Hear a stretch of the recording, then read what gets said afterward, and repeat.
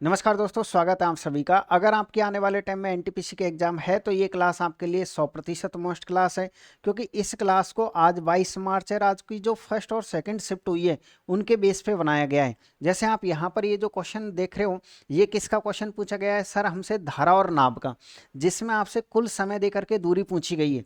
इसी तरीके से आपके पास हम परसेंटेज का वो जनसंख्या वाला क्वेश्चन वापस से रिपीट हुआ, 2 साल पहले और 3 साल पहले का डिफरेंस बताइएगा। इसी तरीके से औसत के भी 2 क्वेश्चन पूछे गए थे। इस तरीके से माध्य माध्यिका बहुलक का इस बार वो सारणी को हटा करके और फॉर्मूले के बेस पर क्वेश्चन पूछा है। जो फॉर्मूला होता है ना आपके पास, बहुलक बराबर क्या होता है आपके पास है 3 माध्यिका माइनस 2 माध्य, उसके बेस पर। सरल ब्याज और चक्रवृद्धि ब्याज की बात करें तो वही नॉर्मल सा क्वेश्चन रहा है। इसके अलावा थोड़े क्वेश्चन कैलकुलेटिव थे, जैसे औसत था तो औसत वैसे क्वेश्चन इस तरीके का पूछा गया था औसत का, लेकिन देखिए वो कैलकुलेशन आपसे करवाना चाह रहा है। जैसे आपके पास है ये कोई क्वेश्चन है आपके पास, तो ये आपको डेटा दिया हुआ है, डेटा के बाद में औसत दिया हुआ, तो ये संख्या आपसे पूछी थी। यानी कुछ क्वेश्चनों में एग्जामिनर आपसे कैलकुलेशन करवाना चाहता है। एग्जाम के जो पेपर है वो उनके टाइप सिंपल है क्वेश्चनों के, लेकिन उनमें कैलकुलेशन है, तो थोड़ा सा कैलकुलेशन पर भी आप काम करके जरूर जाइएगा। तो चलिएगा आज की क्लास की हम शुरुआत करते हैं बगैर टाइम खराब किए, और आज के फर्स्ट क्वेश्चन पर आ जाइएगा आप। तो सर आज का फर्स्ट क्वेश्चन हमारे पास है, ये है आपने देखा कि जिस दिन से शिफ्टें स्टार्ट हुई है लगना, उस दिन से ये A Q B Q C Q minus 3 ABC के फॉर्मूले के बेस पर अलग अलग लेवल के क्वेश्चन बने जा रहे हैं। तो आइएगा हम जानते हैं कि मान लीजिए आपके एग्जाम में इस तरीके का कोई क्वेश्चन आ जाता है जिसमें फाइंड, यानी कि सर अगर मान लीजिए हमसे इसी का मान पूछ लिया जाए A Q B Q C Q minus 3 ABC का, कब पूछ लिया जाए? यदि हमको ए का मान दिया हुआ है, बी का मान दिया हुआ है, सी का मान दिया हुआ है, क्योंकि इस फॉर्मूले के बेस पर जो दूसरा क्वेश्चन बनता है वो मैं पिछली क्लास में आपको सोल्व करवा चुका हूँ कि जब आप इस फॉर्मूले को खोलोगे तो 2 टुकड़े आते हैं। पहले क्वेश्चन में आता है A plus B plus C, अगले क्वेश्चन में आता है A square B square C square minus A B minus B C minus का सी। उसके बेस पर हम क्वेश्चन कर चुके हैं। तो चलिएगा अब हम इस तरीके के क्वेश्चन को सॉल्व कर देते हैं। अगर इस तरीके का क्वेश्चन कभी भी आपकी एग्जाम में आता तो आपको कुछ नहीं करना, एक छोटा सा काम करिएगा बस। क्या करना है आपको 9 और ये है आपके पास हम बी डी स्क्वायर, बस इस फॉर्मूले का यूज करिए, आपका आंसर आ जाएगा। क्या है आपके पास formula sir? 9 BD square. B का मतलब क्या है सर? ए है, बी है, सी है, तो बी का मतलब ये बी है, और डी का मतलब तो डिफरेंस यानी अंतर होता है। जैसे हम थोड़ा समझने की कोशिश करते हैं, ये 9 आपके पास में फिक्स रहेगा, ये 9 की जगह 9 रखिए। बी का मान कितना आपके पास सर? बी का मान हमारे पास है 1004 है, और डी का मान कितना आपके पास? इनका डिफरेंस आपको लेना है, लेकिन डिफरेंस समान होना चाहिए। इनका अंतर कितना आपके पास है? 3 है। तो आपको करना क्या है? 3 का वर्ग करना है। तो 3 का वर्ग कितना हो जाएगा? 9। 9 को आप 9 के साथ मल्टीप्लाई करो, कितना हो जाएगा आपके पास है? 81। तो 81 को आप इसके साथ मल्टीप्लाई कर दीजिए। तो सर देखिए लास्ट डिजिट तो 4 आएगा आपके पास, मतलब ये आंसर नहीं, ये आंसर नहीं है, इन दोनों में से कोई एक आंसर होगा। तो मल्टीप्लाई कर दीजिए, आपके पास कितना हो जाएगा आपके पास सर? ये हो जाएगा आपके पास 2 हासिल की लग जाएगी, 3 आपके पास, और ये 81 कम 81। किस ऑप्शन में? हमारे पास है डी ऑप्शन एकदम करेक्ट आंसर होगा। एक बार फिर से आप समझने की कोशिश करिएगा कि मैं आपको क्या समझाने की कोशिश कर रहा हूँ, कि अगर मान लो आपसे A Q B Q C Q minus 3 ABC का मान पूछा जाए, ABC का मान देखे तो आपको 9 BD स्क्वायर का यूज करना है। किस तरीके से करना है थोड़ा एक्सप्लेन हम करते हैं।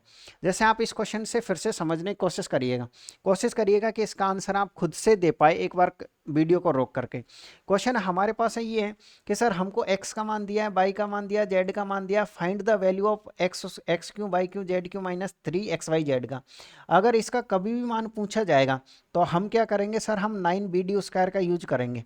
9 की जगह आपके पास 9 रहेगा, बी का मान का कितना है आपके पास? 111 है आपके पास, और डी का मतलब कितना सर? इन सब का डिफरेंस आपको लेना है, जो कि कितना आपके पास सबका 1 1 है। तो 1 का आप फिर क्या कर दीजिए? वर्ग कर दीजिएगा। तो इस तरीके से हम ये कह सकते हैं ये आपके पास 999 हो जाएगा, जो किस ऑप्शन में आपके पास? ए ऑप्शन एकदम करेक्ट आंसर होगा। तो इस फॉर्मूले के बेस पर 3 से 4 टाइप के क्वेश्चन बनते हैं, वो सारे अभी तक मैं आपको सॉल्व करवा चुका हूँ, हर वीडियो में अलग अलग टाइप के। चलिएगा, एक आप देखोगे उस पर मैंने कुछ भी थंबनेल नहीं लगा रखा, सीधा इसी टाइप के क्वेश्चनों का ही थंबनेल है, वहां से आप उस वीडियो को देख लीजिएगा। आइएगा अगले क्वेश्चन पे चलिएगा। क्वेश्चन क्या है आपके पास सर? हमारे पास जो क्वेश्चन है वो है आपके पास है नाव और धारा का। क्या क्वेश्चन है? एक आदमी स्थिर जल में 8.5 किलोमीटर प्रति घंटे की चाल से चलता है, और 1.5 किलोमीटर प्रति घंटे की चाल से बहने वाली नदी में उसे एक स्थान से नाव जाने और वापस आने में 51 मिनट का समय लगता है। यह स्थान कितनी दूरी पर है? देखिएगा, यह स्थान कितनी दूरी पर है। तो ऐसे जो क्वेश्चंस पूछे जाते हैं ना, वो 2 फॉर्मेट में पूछे जाते हैं। एक में तो आपको यहाँ कुल समय दिया हुआ रहता है, तो इसमें तो आपके पास है कुल समय दिया है और आपसे ये पूछा है कि आप यह स्थान कितनी दूर है, सिर्फ और सिर्फ दूरी पूछी है। तो हम क्या करेंगे सर, अगर मान लीजिए हमसे डिस्टेंस पूछ लिया जाए तो हम क्या करते हैं, चालों का गुणनफल मान लेते हैं। पहली चाल x है, दूसरी चाल क्या है, y है। चालों का गुणनफल अपॉन क्या आएगा आपके पास है, चालों का योग, और इसको गुणा कर देंगे हम। अगर आपको कुल समय दिया हुआ है तो कुल समय से मल्टीप्लाई करोगे, और अगर आपको समय का अंतराल दे रखा है तो सर यहाँ समय अंतराल लिखेंगे और यहाँ भी चालों का अंतर लिखेंगे, बस इतना सा फर्क पड़ता है। एक बार फिर सुनिए, अगर आपको कुल समय दे रखा है तो दूरी का फॉर्मूला क्या होता है, चालों का गुणनफल चालों का योग इनटू कुल समय। ये आप जरूर याद रखें, क्योंकि ये आज से 20 साल पहले भी क्वेश्चन आता था, कुछ दिन पहले भी क्वेश्चन आया और आज भी क्वेश्चन आता है। जो चीज़ें फिक्स होती है ना, मैं तो आपसे ये कहूँगा कि हर एक इंटेलिजेंट स्टूडेंट जो होता है, जो सिलेक्शन लेके जाता है, जो परमानेंट उनको लगता है कि ऐसी चीज़ें तो हमको रट के जानी चाहिए, वो तो आप रट के जरूर जाइएगा, ठीक है। तो सर डी बराबर क्या होता है, x y upon x plus y into क्या हो जाएगा आपके पास है, कुल समय। एक्स क्या है आपके पास है सर, एक्स धारा की दिशा में चाल है, यानी हम ये कह सकते हैं सर ये जो एक्स है ना आपके पास है, ये धारा की दिशा कह दीजिए, या फिर आप ये कह दीजिए अनुकूल है। ये कौन सी चाल है आपके पास है, अनुकूल चाल है। और बाई कौन सी चाल है आपके पास सर, बाई हमारे पास है प्रतिकूल चाल है। कौन सी चाल है आपके पास है सर, हमारे पास प्रतिकूल चाल है, कोई दिक्कत है ही नहीं है। तो इसने कहा कि एक आदमी स्थिर जल में 8.5 की स्पीड से नाव चला सकता है 1.5 किलोमीटर प्रति घंटे की चाल से बहने वाली नदी में। तो आप ये बताइए, अगर आपको इसमें x का मान निकालना है, तो x का मान निकालना है यानी अनुकूल निकालना है। तो अगर आप धारा की दिशा में बहोगे, धारा जिस दिशा में बह रही है, अगर आपको उसी दिशा में तैरना है तो स्पीड बनेगी आपकी। तो स्पीड कैसे बनेगी आपके पास सर, ये हो जाएगा आपके पास है 8.5 में आप कितना जोड़ दोगे, 1.5 जोड़ दीजिए। तो धारा की दिशा में तो स्पीड हो जाएगी आपके पास है 10 किलोमीटर प्रति घंटे। कितनी हो जाएगी, 10 किलोमीटर प्रति घंटे। और धारा के विपरीत अगर निकालनी है तो माइनस लिख दीजिए आप, यानी शांत में से आप घटा दीजिए धारा। शांत में से आप धारा घटा दोगे तो कितना मान आएगा आपके पास सर, ये आ जाएगा आपके पास 7 किलोमीटर प्रति घंटे। उम्मीद कर रहा हूँ दोनों में कोई दिक्कत नहीं होगी। ये आपके पास 10 का क्या नाम है सर, 10 का नाम एक्स है। 7 का क्या नाम है आपके पास सर, हमारे पास भाई यहाँ पर अच्छी तरीके से जानते हो कि धारा की दिशा में चाल क्या होती है सर, दोनों चालें जुड़ती है और धारा के विपरीत घट जाती है। आप इसमें रख दीजिएगा बराबर का निशान। x का मान कितना आपके पास है, 10 है। y का मान कितना है, इतना है। दोनों को जोड़ो कितना हो जाएगा आपके पास, 17। गुणा का निशान। कुल समय कितना आपके पास है, 51 मिनट है। तो मिनट को अगर आप घंटे में चेंज करोगे तो 60 का भाग लगाओगे, फिर 17 से कितनी बार कटेगा आपके पास सर, हमारे पास है 3 बार कटेगा। और काट दीजिएगा सर इस तरीके से, 1 जीरो से हमारे पास 1 जीरो कट जाएगा, 3 से कितनी बार कट जाएगा, 2 बार। तो 7/2, 7/2 का मतलब कितना होता है आपके पास, 3.5 किलोमीटर। किस ऑप्शन में आपके पास, हमारे पास डी ऑप्शन एकदम राइट आंसर होगा। काफी क्वेश्चन और भी इजी होता है। मान लो ये क्वेश्चन ऑलरेडी ही आपको ये दे देता ना कि धारा की दिशा में चाल इतनी है, धारा के विपरीत चाल इतनी है, तो आपको ये एक स्टेप एक्स्ट्रा यूज नहीं करनी पड़ती। हमने क्या किया है सर, इसमें हमको है ना धारा की दिशा में चाल नहीं दे रखी थी, बल्कि इसने दे रखा था शांत का मान। शांत का मान कितना है, 8.5 है। और धारा का मान कितना है आपके पास सर, हमारे पास 1.5 है। अगर आपने मुझसे नाव और धारा का कॉन्सेप्ट समझा होगा तो आप अच्छी तरीके से समझ गए होंगे कि सर धारा की दिशा में शांत प्लस धारा होता है और धारा के विपरीत शांत माइनस धारा होता है। ठीक है, तो इस तरीके से हमने दोनों चाल निकाली। अच्छा एक और बात ध्यान रखिएगा, ये हमारे पास में क्या आया है, यह स्थान कितनी दूरी पर है, ये आया है। अगर क्वेश्चन ये कहता कि आप टोटल दूरी बताइए, यानी एक आदमी जाता है और वापस आता है, अगर टोटल दूरी पूछता तो इसको 2 से गुणा कर देते हैं। टोटल दूरी में आंसर कितना आता है, 7 आता है। ये थोड़ा ध्यान रखना आप। केवल दूरी पूछे तो आंसर ठीक है, लेकिन टोटल दूरी, अब आप ये कहोगे टोटल दूरी कैसे पूछी जाती है, ऐसे पूछी जाती है। देख लीजिए एक और क्वेश्चन ये रहा आपके पास, धारा की दिशा में चाल। देखो इसमें आपका क्वेश्चन इजी हो गया। धारा की दिशा में चाल कितनी है आपके पास, 125 है। धारा के विपरीत कितनी है आपके पास सर, 25 है। यानी इसमें तो ऑलरेडी आपको हलवा दिया है, सीधे आपको x का मान और y का मान दिया है।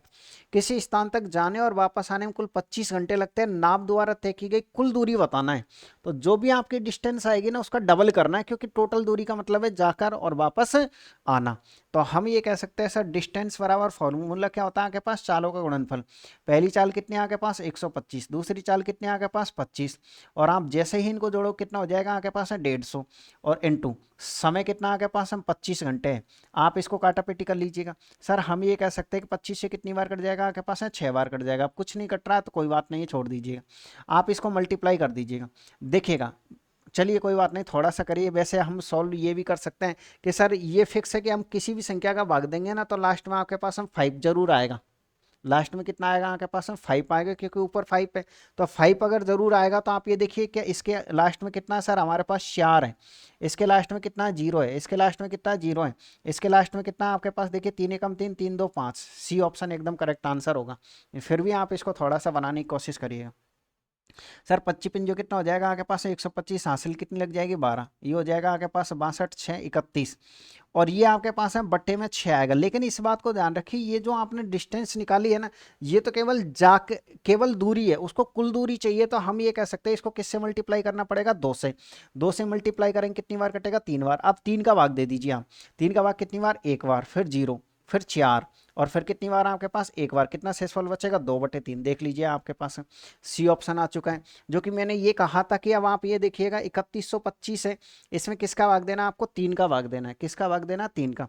मतलब सर लास्ट का अंक आपके पास है 5 है, लास्ट का अगर अंक 5 है तो आप ये बताइए भाज्य बराबर क्या होता है, भाजक इंटू भागफल प्लस शेषफल, हम ऐसे ही तो जोड़ते हैं। भाज्य बराबर क्या होता है सर, भाजक इंटू भागफल प्लस शेषफल। तो जैसे ही आप इसको इससे गुणा करोगे, 2 जोड़ोगे तो 5 आ जाएगा ना। वो फॉर्मूले की मदद से आपको यूनिट डिजिट चेक करना होता है, उस फॉर्मूले की मदद से हमको क्या चेक करना होता है, यूनिट डिजिट चेक करना होता है। तो इस तरीके से उम्मीद कर रहा हूं कि आप ऐसे क्वेश्चनों को गलत करके एग्जाम में नहीं आओगे। चलिएगा आइएगा अगले क्वेश्चन पर। ये भी क्वेश्चन काफी पूछा जा रहा है आपके पास है। क्वेश्चन नंबर 5 क्या है आपके पास, देखिएगा सर। क्वेश्चन नंबर 5 हमारे पास ये है कि एक कस्बे की वर्तमान जनसंख्या इतनी है, प्रतिवर्ष 25% की दर से बढ़ रही है, तो 3 वर्ष पूर्व और 2 वर्ष पूर्व की जनसंख्या में आपको डिफरेंस बताना है कि कितना होगा। इस क्वेश्चन को समझने से पहले हम थोड़े से और कुछ बेसिक क्वेश्चंस कर लेते हैं। जैसे फॉर एग्जांपल के लिए हमारे पास है ये क्वेश्चन है, क्वेश्चन नंबर, यहाँ से आप शुरुआत करिए थोड़ा सा। क्वेश्चन नंबर 7 को देखिएगा। क्वेश्चन नंबर 7 क्या है आपके पास सर, क्वेश्चन हमारे पास ये है कि किसी गांव की जनसंख्या हमारे पास है 4 लाख थी, पहले वर्ष में इसमें 20% की वृद्धि होती है, दूसरे वर्ष में इसमें 30% की वृद्धि होती है, तो 2 वर्ष के बाद में इसकी जनसंख्या कितनी होगी। ये आप चाहे तो इसको 100 वाले मेथड से बना सकते हो, और चाहे आप इसको रेशियो वाले मेथड से बना सकते हो। आप कोशिश करिएगा कि रेशियो वाले मेथड से ही बनाएं। तो रेशियो वाले मेथड की पहली स्टेप क्या होती है सर, पहली स्टेप देखो, रेशियो वाले मेथड की 2 स्टेप तो फिक्स है। एक तो आपको इसमें फॉर्मूला लगाना होता है। फॉर्मूला कौन सा लगाना होता है सर, हमको फॉर्मूला लगाना होता है राशि, और जो भी राशि है ना उसी का नीचे हमको यूनिट लिखना होता है, राशि बटे यूनिट, और जिसका मान निकालना होता है उसकी यूनिट से हम मल्टीप्लाई करेंगे। यानी सर हम गुणा करेंगे इसको किसका से, राशि बटे यूनिट, और जिसका मान निकालना उससे हम क्या करते हैं सर, गुणा करते हैं। यूनिट पूरी मैथमेटिक्स में कितने टाइप की होती है, 2 टाइप की।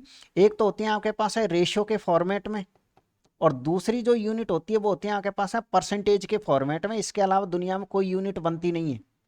यानी हम ये कह सकते हैं सर, जो भी राशि आप ऊपर लिखोगे ना उस नीचे हमको उसी का यूनिट लिखना है, और जिसका मान निकालना उससे हम गुणा करते हैं।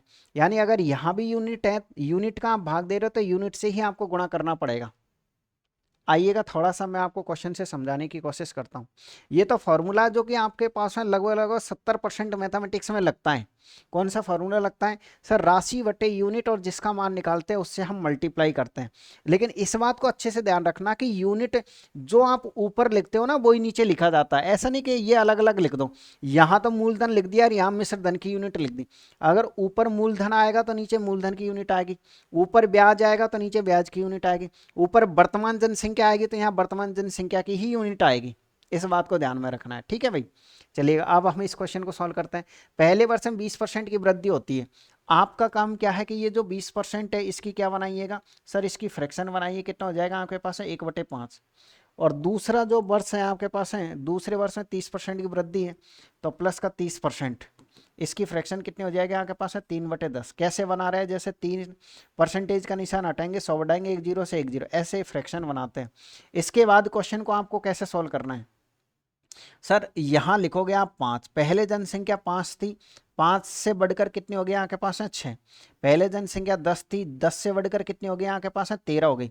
अगर कुछ कट रहा है तो इसमें जरूर काटे, अगर इस लाइन से इस लाइन में सर 2 से कितनी बार 3 बार, और 2 से कितनी बार 5 बार। अब इस लाइन का गुणा कितना हो जाएगा 25, इस लाइन का गुणा कितना हो जाएगा आपके पास 39। अब इसको पढ़ोगे कैसे सर, अगर हम इसकी बात करें ना, ये क्या है आपके पास सर, ये है हमारे पास है पूर्व की जनसंख्या, ये हमारे पास है पहले का परिणाम है, और ये अब का परिणाम है वर्तमान का।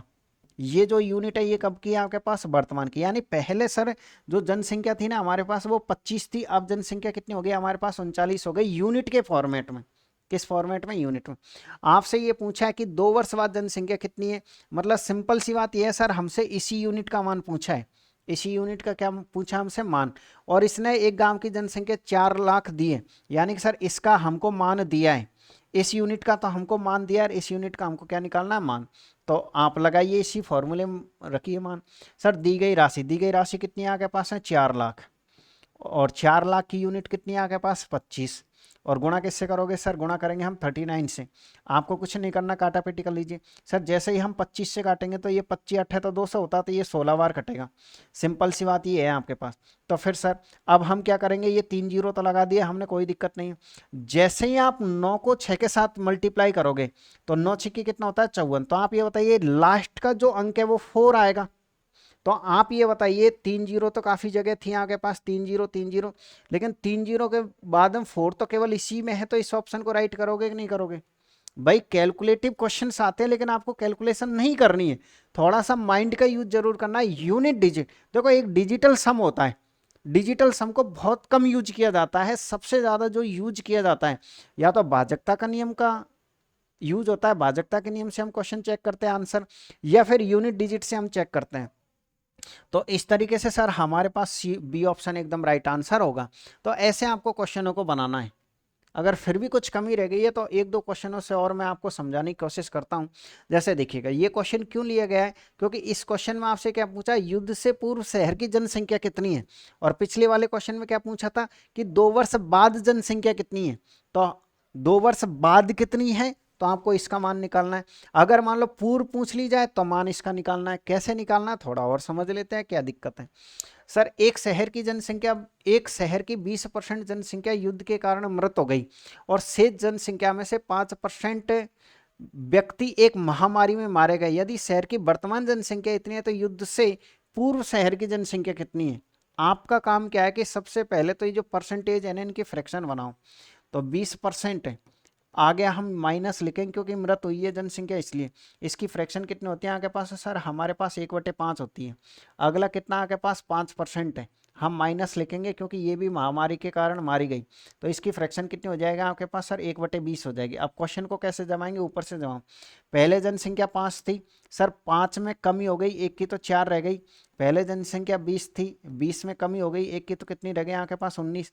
कुछ कट रहा तो आप जरूर काटिएगा। 4 से हम इसे काट सकते हैं 5 बार, तो ये हमारे पास 25 है और ये हमारे पास 19 है। यानी हम ये कह सकते हैं सर एक तरीके से पूर्व की जनसंख्या कितनी थी, यानी कि इसका तो हमसे मान पूछा है, इसका क्या पूछा हमसे मान, और इसका हमको मान दिया है। तो फॉर्मूला क्या है, दी गई राशि।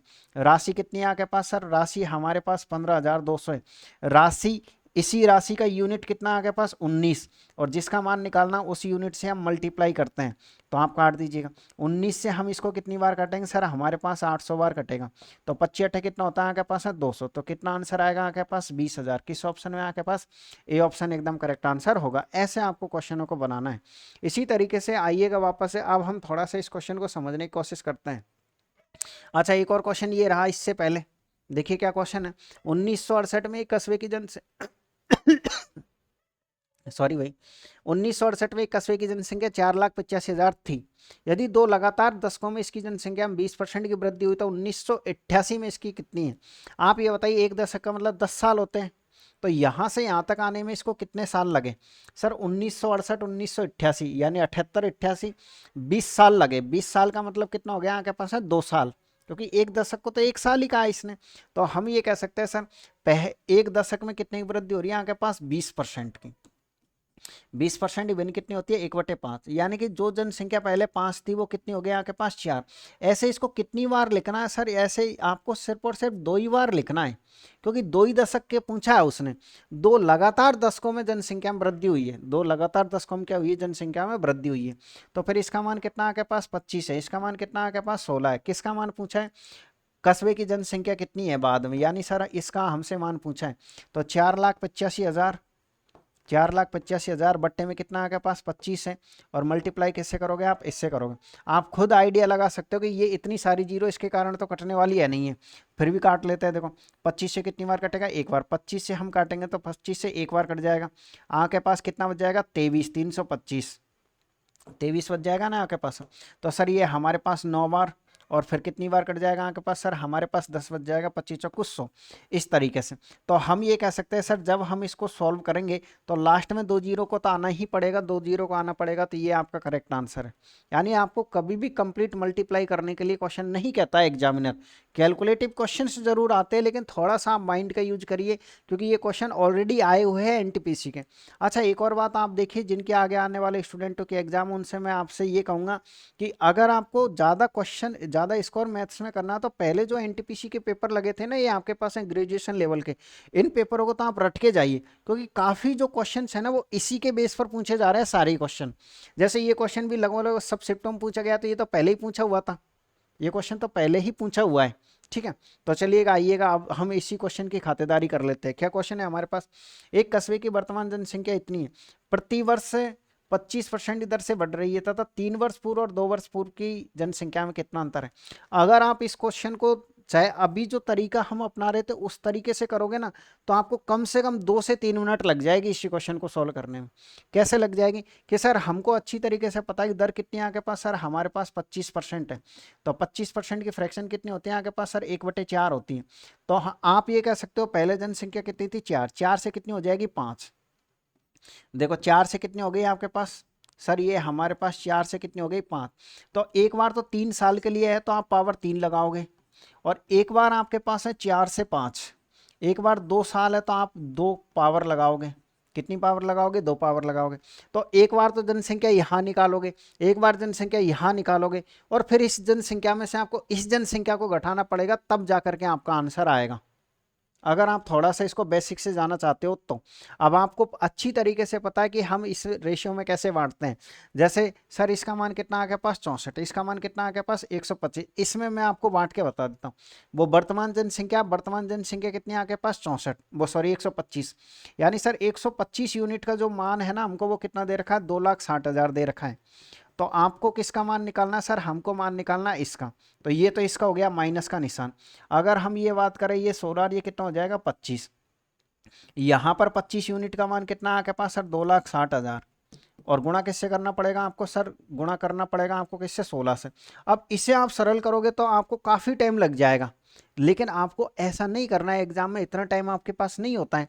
तो फिर क्या करें सर, आपको ये देखिए कस्बे की वर्तमान जनसंख्या कितनी है, सर हमारे पास में 2,26,000, देखो इसमें 26 है, और 26 में क्या छिपा हुआ रहता है, सर 26 को हम 2 × 13 लिख सकते हैं, और 13 एक अभाज्य संख्या है, यानी बट्टे में कोई संख्या आएगी उससे 13 कटने वाला है नहीं यार, इनमें किसी में 13 आ नहीं रहा है, इनमें बट्टे में कितना आ रहा है आपके पास 125 और 25 है, इनमें कहीं भी आपके पास 13 नहीं है। इसका मतलब सर जो भी आंसर होगा ना, उस आंसर में 13 का भाग 100% जाएगा। तो आइएगा हम चेक करते हैं। जैसे देखिए आप 13 का भाग दीजिए, सर 13 दूनी का 26 आपके पास है, कितना बच जाएगा आपके पास है, जैसे यहाँ पे इसमें 26 तो आपके पास है 72, सर 13 पंजो 65 आपके पास है, और आपके पास है सर 73 78, 73 78, यानी कि सर हम कह सकते हैं 13 का भाग जा रहा है, इसका मतलब कंप्लीट आंसर ये होगा। एक बार फिर से चेक कर लीजिए, देखिए सर 13 दूनी का 26, तो 7 बच गया था आपके पास 2, 13 पंजो 65, बिल्कुल 73 78, यानी सर इसी तरीके से आप इसको चेक कर लीजिएगा। सर देखिए इसमें भाग जाएगा आपके पास 13 कम 13, 13 पंजो 65 पर 30 बच जाएगा, बिल्कुल इसमें भागा आपके पास नहीं जा रहा है, ठीक है। इसी तरीके से आप इन सबको चेक करके देख लीजिए, किसी में भाग नहीं जा रहा है, यानी सर ए ऑप्शन हमारा करेक्ट आंसर होगा। तो ये जो कैलकुलेटिव क्वेश्चंस होते हैं ना, इनमें एग्जामिनर को पता है कि मुझे स्टूडेंट को कैसे फंसाना है। एक जो नॉर्मल स्टूडेंट होगा, जो बेसिक तरीके से करेगा, वो तो इस तरीके से, हालांकि ये भी कोई बेसिक नहीं है, लेकिन आप इस तरीके से करोगे, लेकिन इस तरीके से नहीं करके कैलकुलेटिव क्वेश्चनों को थोड़ा माइंड से सोचिएगा कि हम इसे कोई भाजकता के नियम से सॉल्व कर सकते हैं क्या, कोई यूनिट डिजिट से सॉल्व कर सकते हैं क्या, या फिर डिजिटल सम से सॉल्व कर सकते हैं क्या, ठीक है। चलिएगा तो आगे बढ़िएगा। तो इस तरीके से हम ये कह सकते हैं सर हमने परसेंटेज के ये जनसंख्या से रिलेटेड क्वेश्चंस किए हैं। अब हम क्वेश्चन सॉल्व करते हैं, ये जो आपके पास है इसके आया है माध्य माध्यिका और बहुलक के, ये क्वेश्चन किस तरीके से सॉल्व करेंगे देखिएगा। देखिएगा ये है आपके पास है, यदि किसी आंकड़े की माध्यिका उसके बहुलक से इतना कम है तो आंकड़ों की माध्यिका उसके माध्य से कितना अधिक होगी। आपको इस क्वेश्चन को समझने से पहले एक नॉर्मल क्वेश्चन समझने की आवश्यकता ये, क्योंकि इसके बेस पे भी क्वेश्चन खूब आ रहे हैं। तो एक फॉर्मूला आप अच्छी तरीके से रट करके जाइएगा। फॉर्मूले का क्या नाम है सर? फॉर्मूला है आपके पास मोड, यानी अगर आपको बहुलक का मान निकालना है तो बहुलक बराबर क्या होता है सर? बहुलक बराबर होता है आपके पास है 3 माध्यिका। क्या होता है आपके पास सर? ये होता है आपके पास 3 माध्यिका माइनस 2 माध्य, ये फॉर्मूला फिक्स होता है। यानी सर बहुलक बराबर होता है 3 माध्यिका माइनस 2 माध्य। 3 की जगह 3 लिखिएगा और माध्यिका का मान कितना है आपके पास सर? माध्यिका का मान हमारे पास 100 है तो 100 लिखिएगा और माइनस 2 माध्य का मान कितना है आपके पास सर? हमारे पास 76 है। ये कितना हो जाएगा आपके पास? 300 माइनस कितना हो जाएगा आपके पास? 152। कितना बचेगा आपके पास सर? हमारे पास 148। किस ऑप्शन में? ए ऑप्शन में। अगर मान लीजिए हम इस फॉर्मूले को जैसे थोड़ा सा मॉडिफाई कर देते हैं, अगर इस फॉर्मूले को आप इधर ले आओगे तो क्या बनेगा सर? देखिए अगर इसी फॉर्मूले को हम इधर ले आते हैं तो बहुलक ये है ना आपके पास, ये इधर आते क्या हो जाएगा आपके पास सर? 3 माध्यिका, ये तो माइनस की हो जाएगी और प्लस क्या हो जाएगा आपके पास सर? प्लस हो जाएगा आपके पास है 2 माध्य, सॉरी हाँ 2 माध्य, और बराबर क्या आएगा आपके पास? 0। क्या किसी स्टूडेंट को कोई परेशानी हुई? हमने क्या किया सर? बराबर का निशान था, ये संख्या इधर आएगी तो किसकी हो जाएगी आपके पास? माइनस की, और ये संख्या भी पूरी के पूरी उठ के इधर आएगा तो ये किसका हो जाएगा सर? हमारे पास प्लस का हो जाएगा। तो फिर फॉर्मूला क्या बनेगा? बहुलक माइनस 3 माध्य, 3 माध्यिका प्लस 2 माध्य बराबर 0। आप ये कहोगे ये क्यों लिखाया गया? ये इसलिए लिखाया गया कि आप ऐसे क्वेश्चनों को बना पाए। जैसे ये क्वेश्चन आपको दिखाई दे रहा है, आप इस क्वेश्चन को आराम से बना पाओगे। अब हम क्वेश्चन क्या है? यदि किसी आंकड़े की माध्यिका उसके बहुलक से 46.36 कम है तो आंकड़ों की माध्यिका उसके माध्य से कितना अधिक होगी। आपको वो जो रिलेशन अभी लिखाया है ना उसको आपको यहाँ लिखना पड़ेगा। रिलेशन क्या था? यानी सर बहुलक, बहुलक को हम क्या कह सकते हैं सर? मोड। तो सर बहुलक बराबर क्या होता है सर? बहुलक, और इधर आएगा तो वो क्या हो जाएगा आपके पास? माइनस। भाई माध्यिका उधर प्लस थी ना, माइनस हो जाएगा आपके पास है 3 माध्यिका। माइनस क्या हो जाएगा आपके पास सर? माइनस हो जाएगा 3 माध्यिका, और प्लस क्या है आपके पास है? प्लस है आपके पास है 2 माध्य। प्लस क्या है आपके पास है? 2 माध्य बराबर क्या है आपके पास? 0। तो इसको तो रट्टा मार लीजिए, बहुलक माइनस 3 माध्यिका प्लस 2 माध्य बराबर 0। अब आपसे क्वेश्चन ने क्या कहा है? यदि किसी आंकड़े की माध्यिका उसके बहुलक से इतनी कम है, यानी जो संख्या ज्यादा होती है उसे हम पहले लिखते हैं और जो संख्या छोटी होती है उसके आगे हम माइनस का निशान लगाते हैं। तो आप ये बताइए इसमें छोटी संख्या कौन सी है? माध्यिका छोटी है तो माध्यिका के आगे माइनस रहेगा। तो बहुलक को पहले लिखिए, बहुलक को पहले लिखिए, यानी मोड को आप पहले लिखिए। सर ये जो बहुलक है ना आपके पास, ये किससे ज्यादा है? ये माध्यिका से ज्यादा है। और ये माध्यिका से कितना ज्यादा है भाई सर? ये माध्यिका से कितना ज्यादा? आप यहाँ लिखिएगा, ये 46.36 ज्यादा है। ये ज्यादा और ये कम है, तो ये आपके पास इक्वेशन बन गई। अब आपका आंसर आ जाएगा। आपसे पूछा क्या है सर? माध्यिका उसके माध्य से कितना अधिक है। यानी आपसे जो पूछा है ना वो आपसे ये पूछा कि आपको ये बताना है माध्यिका माइनस माध्यिका आपसे मान पूछा है। अब तसल्ली से आप क्वेश्चन को पढ़िएगा कि क्या आपसे ये पूछा है कि नहीं पूछा है। आपसे क्वेश्चन ने जो पूछा है आंकड़ों की माध्यिका उसके माध्य से कितना अधिक है। सर माध्यिका माइनस हमसे माध्य पूछा है, और अगर इसका हमको मान निकालना है माध्यिका माइनस माध्यिका, तो सिंपल से स्टेप है कि सर हमको इस बहुलक को काटना पड़ेगा। इन इक्वेशन में से क्या काटना पड़ेगा आपको? बहुलक को काटना पड़ेगा। तो बहुलक को आप काट लीजिए, फिक्स कर लीजिए। काटना कैसे? छोटी वाली समीकरण घटानी है। इसका मान 0 है, इसका मान बड़ा है, तो छोटी वाली कौन सी हुई? ऊपर वाली। तो ऊपर वाली के निशान बदल दो, इसके माइनस, ये प्लस और ये माइनस। तो सर इस बहुलक से तो ये बहुलक कट जाएगा, और ये माइनस की माध्यिका है और ये प्लस के 3 माध्यिका है। आप बताइए प्लस का 3 है और माइनस का 1 है, तो क्या बचेगा आपके पास? प्लस का 2। यानी सर हमारे पास है 2 तो बचेगी माध्यिका। मैंने कहा ठीक है। और ये आपके पास है क्या है सर? ये हमारे पास है 2 माध्य है। ठीक है भाई। और बराबर में कितना है सर? 46.36 है। अब करना क्या है? माध्यिका माइनस माध्य चाहिए आपको, तो 2 हटाना पड़ेगा। यानी सर 2 कॉमन ले लीजिए।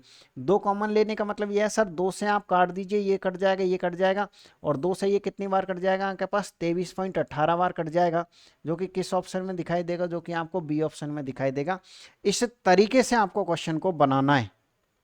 आप ये कहोगे सर कुछ बैठा नहीं दिमाग में। मैंने कहा कोई बात नहीं, तसल्ली करिए थोड़ा सा। हम एक काम करते हैं, उसी के बेस पर एक बार फिर से क्वेश्चन लेते हैं। तो क्वेश्चन लेने से पहले हम क्या करेंगे, एक बार तो उस फॉर्मूले को आप वापस से लिख लीजिएगा। कौन सा फॉर्मूला था हमारे पास? सर हमारे पास जो फॉर्मूला था ना, वो फॉर्मूला ये था बहुलक यानी कि मोड, माइनस क्या था हमारे पास है 3 माध्यिका, माइनस क्या था आपके पास है 3 माध्यिका, ठीक है, और प्लस क्या था आपके पास है 2 माध्य, और बराबर बोलो भाई मेरे साथ, बराबर क्या है 0 है। तो इसमें तो कोई दिक्कत है ही नहीं है कि ये समझ नहीं आया, क्योंकि ये तो फॉर्मूला है, आप रट लोगे। अब हम क्वेश्चन की शुरुआत करते हैं। बहुलक उसके माध्य से अधिक है, मतलब बहुलक अधिक है तो बहुलक को पहले लिखेंगे। यानी सर हम ये कह सकते हैं बहुलक है और किस से अधिक है, माध्य से, तो माइनस आ जाएगा आपके पास है माध्य। और कितना अधिक है आपके पास, तो सर ये 20.1 अधिक है। कितना अधिक है आपके पास? सर हमारे पास है 20 और 0.1 अधिक है। मैंने कहा ठीक है। अब करना क्या है सर, हमसे पूछा क्या है, ये जरूरी है। सर हमसे ये पूछा कि बहुलक माध्यिका से कितना अधिक है, मतलब बहुलक अधिक है तो बहुलक को पहले लिखोगे, बहुलक माइनस माध्यिका। अब आप में से ही मुझे बता दीजिएगा कि क्या काटना चाहिए, आपको बहुलक का मान चाहिए, आपको माध्यिका का मान चाहिए। मतलब सिंपल सी बात है कि माध्य कटेगा, मीन कटेगा, इसमें मीडियन तो है, मोड माइनस मीडियन हमसे पूछा है, तो फिर कैसे काटोगे? सर कुछ नहीं करना, माध्य को काटिए, माध्य ये रहा। तो देखिए ऊपर तो 2 माध्य, नीचे अकेला माध्य है, प्लस माइनस तो कट जाएगा, लेकिन यहाँ इसको 2 बनाओ। 2 बनाने के लिए क्या करना पड़ेगा, इस समीकरण को 2 से गुणा, क्योंकि ये तो छोटी मोटी स्टेप है। तो हमारे पास 2 माध्य से 2 माध्य कट जाएगा। अब देखिए ये आपके पास है क्या है, मोड, अकेला मोड, और ये 2 मोड, यानी ये एक बहुलक और 2 बहुलक कितने हो जाएंगे हमारे पास? सर 3 बहुलक हो जाएंगे। मैंने कहा ठीक है। और देखिए माइनस का ये 3 माध्यिका आपके पास एज इट इज ऐसे कैसे ही आएगी, ठीक है, और बराबर का निशान, इस 20.1 को 2 से गुणा करके लिखिए, तो सर ये हो जाएगा हमारे पास है 40.2। अब करना क्या है, इनमें से 3 कॉमन लेना है, तो 3 से आप इसको काट दीजिए, तो 3 से कितनी बार कट जाएगा, 13.4 बार। किस ऑप्शन में? सी ऑप्शन में। उम्मीद कर रहा हूं कि अब ऐसे क्वेश्चन को आप एग्जाम में गलत करके नहीं आओगे, शायद मैं उम्मीद कर सकता हूं। इसी तरीके से अगर आप कंप्लीट कोर्स करना चाहते हो तो आप प्ले स्टोर पे जाके ये जो पट्टी दिखाई दे रही है इस तरीके से, उपकार क्लासेज जयपुर के नाम से एप्लीकेशन डाउनलोड करो। वहां पर रेलवे चैंपियंस 3.0 के नाम से बहुत ही सुंदर बैच मिलेगा आपको, बहुत अच्छी तरीके से आपको डिजाइन किया हुआ है, यानी पीडीएफ वगैरह वीडियो क्लासेज वगैरह इतनी अच्छे से सेट कर रखे कि आपको ढूंढने में कोई असुविधा नहीं रहेगी। और ऐसा नहीं है कि 5-6 महीना पुराना कोर्स, अभी 2 महीने के अंदर रिकॉर्ड किया गया कोर्स है। तो सारे टाइप जो है ना वो लेटेस्ट टाइप है, और कोर्स अभी चल ही रहा है, इसलिए आप आराम से जाके बैच के साथ जुड़ करके आप कंटिन्यू लेटेस्ट टाइपों के साथ बिल्कुल 0 लेवल से लेकर हाई लेवल तक तैयारी आप कर सकते हो। 5 साल की वैलिडिटी के लिए आपको वो बैच मिलेगा, और उस बैच को 5 साल तक फुल अपडेटेड रखेंगे उस बैच को, यानी 5 साल तक आपको कोई बैच खरीदने की आवश्यकता नहीं पड़ेगी। उसके बाद पहली बात तो आपकी तो 100% 26 और 27 में नौकरी लगवा ही देंगे, फिर अपने दोस्त को फॉरवर्ड कर दीजिए उस बैच को। आइएगा, ये क्वेश्चन आपको मैंने पिछली क्लास में भी करवाया था और इस क्लास में भी करवा रहा हूँ, क्योंकि ये क्वेश्चन फिर से पूछा गया था। देखिए अगर आप मेरी क्लासों को फॉलो करते हुए आ रहे होंगे तो आपको पता है कि काफ़ी क्वेश्चंस आपके as it is same to same मिल रहे होंगे। क्वेश्चन क्या है आपके पास, यदि कोई राशि 20 वर्ष में 4 गुनी हो जाती है तो साधारण ब्याज की दर बताइएगा। यानी करना कुछ नहीं है ऐसे क्वेश्चनों में, सर हमको सिर्फ ये जो दिया हुआ है ना इसको अच्छे से पढ़ना है कि 4 गुना का मतलब क्या है। सर 4 गुना कोई राशि हो रही है ना, इसका मतलब यह है कि इसमें एक तो क्या है सर, एक तो हमारे पास मूलधन है, एक तो प्रिंसिपल है, और बाकी का कितना बचा 3, और 3 क्या है सर, 3 हमारे पास है ब्याज है, बस ये है। यानी हमारे पास समय है, हमारे पास मूलधन है, हमारे पास है क्या है, ब्याज है। तो निकालनी क्या है, दर निकालनी है, तो बहुत इजी तरीके से हम निकाल सकते हैं। या तो सीधे दर का फॉर्मूला याद रखो, नहीं याद है तो कोई बात नहीं है, ये तो हर किसी को याद रहता ही है कि सरल ब्याज वगैरह क्या होता है हमारे पास सर, PRT बटे 100 होता है भाई, ये तो सबको याद है, मान रख दो। इसका मान कितना 3 है, P का मान 1 है, R का मान हमसे पूछा है, T का मान कितना आपके पास 20 है, और ये 100 है आपके पास। तो हम ये कह सकते हैं 20 से कितनी बार कटेगा आपके पास, 5 बार, क्रॉस मल्टीप्लाई करोगे तो 15, दर है तो परसेंटेज में हम लिखेंगे। तो इस तरीके से हमारे पास सी ऑप्शन एकदम राइट आंसर होगा। सिर्फ और सिर्फ इस लाइन को आपको समझने की आवश्यकता है।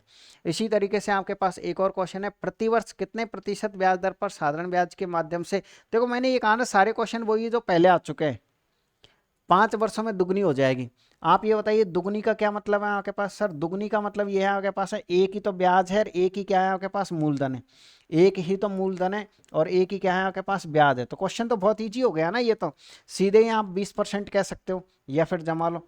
सर ब्याज बराबर मूलधन इंटू समय इंटू दर और बट्टे कितना हो जाएगा आपके पास है 100, तो आर का मान कितना आ जाएगा 20%।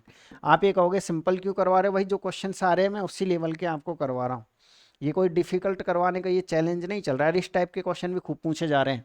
मैं तो आपसे ही कहूँगा अगर इस टाइप का कोई भी क्वेश्चन आपको आता है ना, ये लागत मूल्य का मतलब लाभ हानि को और बट्टा को मिक्स करके क्वेश्चन से बनाए जाते हैं, तो इनके लिए आपको एक फॉर्मूला जरूर याद रखना चाहिए। और वो क्या है सर? मार्केट प्राइस यानी अंकित मूल्य और कॉस्ट प्राइस। अंकित मूल्य और कॉस्ट प्राइस में जो रिलेशन होता है वो क्या रिलेशन होता है? वो होता है सर 100 प्लस प्रॉफिट और ये होता है आपके पास है 100 माइनस डिस्काउंट। 100 माइनस क्या होता है आपके पास है? डिस्काउंट होता है, या फिर आप ये कह सकते हो, चलिए सही है 100 प्लस प्रॉफिट और ये हो जाएगा आपके पास है 100 माइनस डिस्काउंट। इस फॉर्मूले को आप जरूर याद रखिए। आप ध्यान रखिए यहाँ 100 प्लस प्रॉफिट है, अगर हानि है तो 100 माइनस हानि कर देना आप। एक बार फिर से सुनिएगा, ये रिलेशन है आपके पास है, किस चीज का रिलेशन है सर? अंकित मूल्य और क्रय मूल्य में जो रेशियो होता है ना वो होता है 100 प्लस लाभ, अगर हानि है तो माइनस एल कर देना, और ये 100 माइनस डिस्काउंट ये तो फिक्स है, यानी यहाँ माइनस आ सकता है यहाँ भी माइनस आ सकता है, तो ये 100 प्लस प्रॉफिट या 100 माइनस लॉस होता है। चलिएगा अब हम क्वेश्चन को इससे बनाने की कोशिश करते हैं। एक दुकानदार ने अपने माल पर लागत मूल्य से X% अधिक अंकित किया। लागत मूल्य से कितना अधिक किया? अंकित किया, ठीक है। X% है, हमको नहीं पता। 60% की छूट देकर के 84% का लाभ कमाता है, X का मान कितना होगा? ऐसे क्वेश्चनों को ना इस फॉर्मूले से बहुत अच्छे से बनाया जा सकता है। यानी सर आप सबसे पहले मार्केट प्राइस का और कॉस्ट प्राइस का रेशियो निकाल लो बस। कैसे निकालोगे रेशियो? सबसे पहले देखिए 100 प्लस क्या होता है? लाभ परसेंट, तो 100 में 84 जोड़ो कितना हो जाएगा? 184, और 100 माइनस डिस्काउंट, 100 में से आप 60 घटाओ कितना आएगा? 40। आप एक काम करिए इसको 4 से काट दीजिए, 4 से कितनी बार कटेगा? 46 बार। 4 से कितनी बार? 10 बार। यानी कि सर पहले क्रय मूल्य कितना था आपके पास है? 10 था, और अंकित मूल्य कितना आपके पास? सर अंकित मूल्य 46 है। अब खुद बताइएगा कि क्रय मूल्य तो है 10 रुपये और आपने उस पर लिख दिया 46 रुपये, कितना ज्यादा लिखा भैया आपने? सर 36 रुपये ज्यादा लिखा। क्वेश्चन ने कहा कि इसको परसेंटेज में बता दो फिर, तो 36 किस पर ज्यादा लिखा? 10 पर। गुणा किससे करोगे आप? 100 से। एक जीरो से एक जीरो खत्म, तो देखो 360% आपने अधिक अंकित किया है। ये ऐसे करना है क्वेश्चन को, ठीक है ना? यानी कि अगर आपको ये रिलेशन याद है तो आपको काफी हद तक बहुत सुविधा होने वाली है। जैसे फॉर एग्जाम्पल के लिए एक और क्वेश्चन ये देखिएगा, दिख रहा है ना क्वेश्चन प्रॉपर? ओके। क्वेश्चन क्या है? किसी वस्तु का लागत मूल्य 285 रुपए है, अंकित मूल्य इतना है। यदि विक्रेता अंकित मूल्य पर 70% की छूट देकर वस्तु बेचता है, उसका लाभ परसेंट बताना कि लाभ परसेंट कितना होगा। कैसे करेंगे ऐसे क्वेश्चन को? सर सबसे पहले देखिए वही, यानी कि एम, इसमें मार्केट प्राइस कितना आपके पास है? 1140 है, और लागत मूल्य को ही कॉस्ट प्राइस कहते हैं हम, कितना हमारे पास? 285। मैंने फॉर्मूले में लिखा एमपी की जगह एमपी और सीपी की जगह सीपी, बराबर का निशान। सर इसने लाभ का मान नहीं दिया तो कोई बात नहीं है, आप 100 प्लस लाभ को ऐसे कैसे ही लिख दीजिएगा, और 100 माइनस डिस्काउंट, डिस्काउंट कितना है? 70। 100 में से 70 जाएगा तो 30 बचेगा आपके पास। आप इसे सॉल्व करिएगा। आप किससे काटना चाहोगे? सर 3 से काटेंगे 10 बार, 3 से काटेंगे तो ये हमारे पास है कितनी बार? 95 बार। फिर से काटिएगा 19 से काटिएगा 5 बार, 19 से काटिएगा कितनी बार? 60 बार। 5 से काटिएगा कितनी बार? 2 बार। जैसे ही हम क्रॉस मल्टीप्लाई करेंगे कितना आएगा हमारे पास? 120 बराबर 100 प्लस कितना आएगा? पी। यानी सर हम ये कह सकते हैं ये इधर आते किसका हो जाएगा? माइनस का। तो कितना बचेगा आपके पास? 20% लगा दीजिए, क्योंकि 100 से कितना ज़्यादा आया आपके पास? 20 ज़्यादा आया, तो 20% का उसको प्रॉफिट हो रहा है। देखो बहुत इजीली तरीके से हमने इस फॉर्मूले की मदद से ऐसे क्वेश्चनों को हम बना सकते हैं। ये वो है, आप ये कहोगे सर मिनट मिनट में फॉर्मूले के, ये फॉर्मूले फिक्स होते हैं और इनके बेस पर क्वेश्चन घुमाए जाते हैं, तो उनको आपको जरूर पता होना चाहिए। एक क्वेश्चन सक्सेसिव का भी पूछा गया था, और ये देखो मैंने कहा ना ये सारे क्वेश्चन वो है जो पहले पूछे गए क्वेश्चन थे, वही दोबारा से पूछे जा रहे हैं एग्जामों में। लगातार 8% 5% की छूट कुल मिलाकर के कितनी एक छूट के बराबर है? 2 डिस्काउंट देके अगर एक डिस्काउंट पूछा जाए तो आप सक्सेसिव मेथड लगाइए, और सक्सेसिव मेथड को भी शॉर्ट में लगाइए। कैसे लगाइए? सर कुछ नहीं करना, पहले तो जो भी संख्या उनका योग करिए, योग माइनस गुणा और बट्टे 100, इस फॉर्मूले का आप यूज जरूर करें। सक्सेसिव मेथड किस फॉर्मेट में लगाओगे सर, योग माइनस गुणा बटे 100, तो इनका योग कितना हो जाएगा आपके पास, देखो इस फॉर्मूला समझ में आ जाएगा ना वहाँ आपके पास। सर योग हमारे पास 13 है, माइनस का निशान, दोनों को गुणा करो कितना हो जाएगा 40, और बटे कितना आपके पास है 100 है। तो हम ये कह सकते हैं 13 में से आप घटा दीजिए 0.40, तो कितना आएगा आपके पास 12.60 आ जाएगा। 12 पॉइंट कितना आ जाएगा 60, किस ऑप्शन में आपके पास सर, हमारे पास बी ऑप्शन एकदम करेक्ट आंसर होगा।